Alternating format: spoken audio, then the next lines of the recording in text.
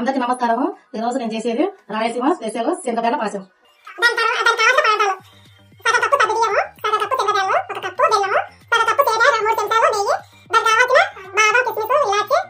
రెండు కప్పులు నీళ్ళు ఇట్లా వస్తేస్తాను.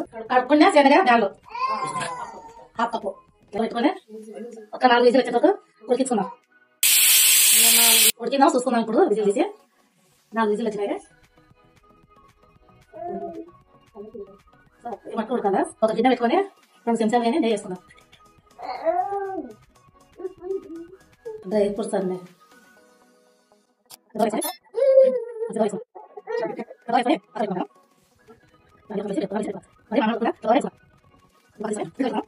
మళ్ళీ చెంచా నెయ్యి వేసుకుందాం. వేసుకుందాం కలుపు వేసుకొని వాడకుండా సిమ్లో పెట్టుకుందాం. 4-5 నిమిషాలు నానబెట్టుకుంటే ఇట్లా నానబెట్టుకుంటే మంచిగా తొందరగా ఉడుకుతుంది. ఇట్లా వస్తుందా ఇట్లా దిగే గిన్నె దాకా మనం ఉడకబెట్టాం కదా. ఇదిగో ఇట్లా ఉడకబెట్ట ఇట్లా వేస్తాను. కప్పు వేసి పెట్టుకున్నాం కదా. హాఫ్ కప్పు వేసుకుందాం. ఒక కప్పు దాకా మనం చూపించాం కదా. చల్లార్చుకునే పాలు ఇట్లా పోసేసుకుందాం. నెయ్యి వేసేసుకుందాం. ఇందాక వేసుకున్నాం కదా మనం డ్రై ఫ్రూట్స్ వేసేసుకుందాం. పాయసం నచ్చితే లైక్ చేయండి. మీకు మళ్ళీ ఎలాంటి వంట కావాలో కామెంట్ చేయండి. నాకు నెక్స్ట్ వీడియోలో చేస్తాను.